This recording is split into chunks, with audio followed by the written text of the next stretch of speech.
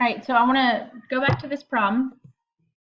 All right, so when you add or subtract fractions, you have to have a common denominator. And here, it doesn't matter if you use 18, because that's the least common denominator of 54. I'm going to do 54 first, and then I'll do 18.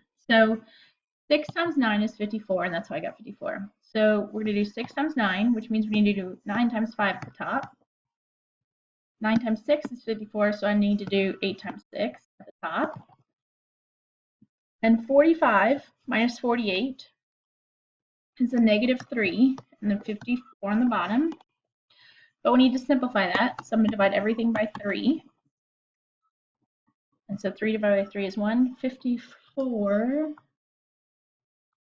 divided by 3 is 18. All right, and so now,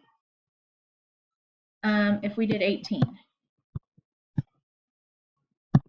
All right, so 6 to 18 is times 3. So I'm going to do 5 times 3, that's 15. And then 9 to 18 is times 2. So I'm going to do 8 times 2 is 16. And 15 minus 16 is -1. And then 18 stays alone. So you still get the same answer. It just doesn't matter if you pick the least common denominator or if you take the two denominators and multiply them together. All right, so equivalent fractions. We have -1/2. If you multiply by 2, you get -2/4.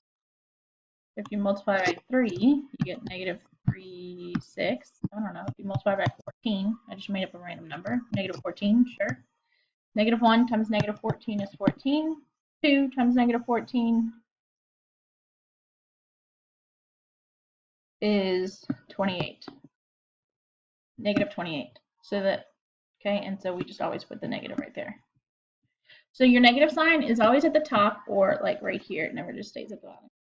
Just wanted to remind you that like I'm the same person whether I'm me, 50 pounds lighter, 50 pounds heavier, or me as is. Just like a fraction is the same whether it's inflated, like 1/2 is.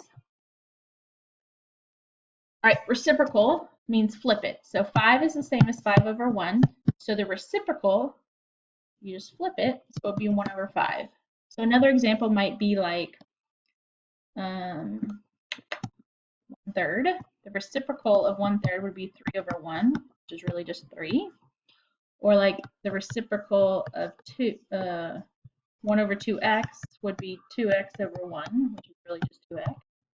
Or maybe the reciprocal of 1/x, flip it. But I don't want to do 1/x, sorry. The reciprocal of x is x is the same as x/1, so when you flip it, you get 1/x. I don't know, I was about to write an 8. I don't know why. All right, so that's a review of these concepts. Now, there's no like practice for this guy. Now we're going to jump into the unit.